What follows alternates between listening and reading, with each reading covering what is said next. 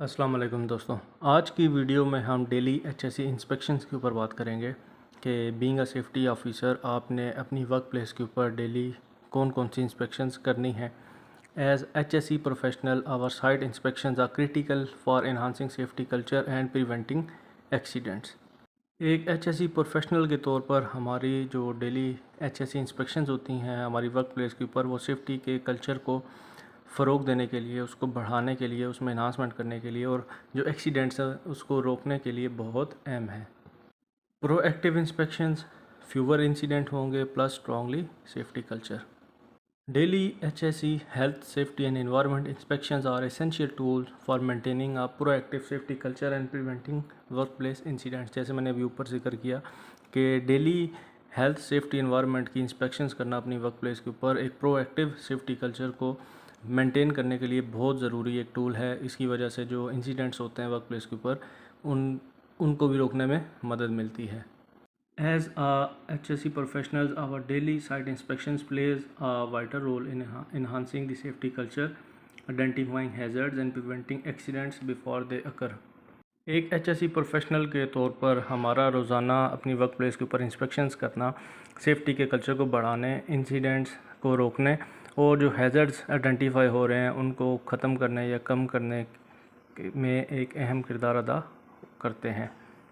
Bye maintaining a consistent presence on site and engaging with teams, we foster accountability, encourage safe behaviors and ensure compliance with safety standards।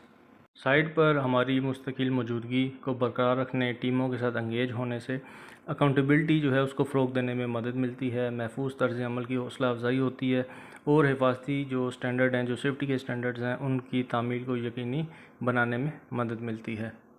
अब हम बात करेंगे कि हमने daily अपनी workplace के ऊपर कौन कौन सी चीज़ों की इंस्पेक्शन करनी है, जिसमें सबसे पहले है unsafe act and condition, risk addressed with corrective action. हमने अनसेफ एक्ट और कंडीशन देखनी है, जो रिस्क है उसको प्रॉपर्ली करेक्टिव एक्शन के साथ एड्रेस करना है। इलेक्ट्रिकल सेफ्टी देखनी है, जिसमें cable, socket, DBs, panels are in safe condition होने चाहिए। पीपी कंप्लाइंस होना चाहिए, workers are equipped with appropriate protection. Permit to work system होना चाहिए, approve PTWs are in place for high risk task. जो भी हाई रिस्क टास्क है, अव्वल तो जितने भी काम हो रहे हैं वर्क प्लेस के ऊपर उन तमाम के लिए परमिट होना ज़रूरी है, लेकिन हाई रिस्क टास्क के लिए स्पेशल परमिट लाजमी होना चाहिए। Safe chemical storage and handling, MSDS, SDS available. जो भी आपकी वर्क प्लेस के ऊपर केमिकल स्टोरेज हैंडलिंग हो रही है उसके एमएसडीएस या एसडीएस तमाम चीज़ें अवेलेबल होनी चाहिए। Noise, vibration and temperature with in safe limits.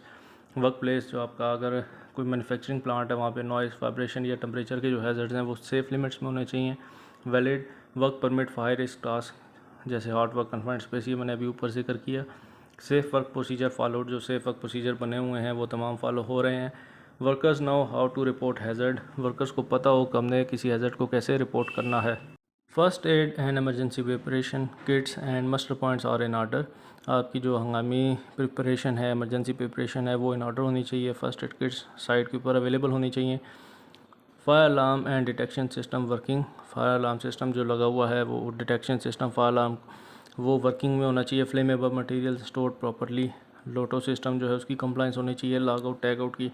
Guards and safety devices are in place, जो भी गार्ड्स हैं, मशीनरी जो मूविंग मशीनरी है उसके अपने गार्ड्स होने चाहिए, अपनी जगह पे लगे होने चाहिए। Tool box talk, safety topics are discussed in daily site briefing.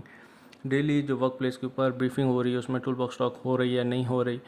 Housekeeping के हवाले से देखना है आपने, workplace are clear and waste is properly managed. Access egress देखनी है, एमरजेंसी रूट्स आर अनऑब्स्ट्रक्टेड, कोई भी एमरजेंसी रूट जो है वो ब्लॉक या ऑब्स्ट्रक्टेड नहीं होना चाहिए। इसके अलावा फायर सेफ्टी में ये आ जाएगा, fire extinguishers are refilled and functional. आपके जो फायर एक्सटिंग्विशर हैं वो रीफिल्ड हैं, फंक्शनल हैं। Barricading and signages, hazards isolated and identified.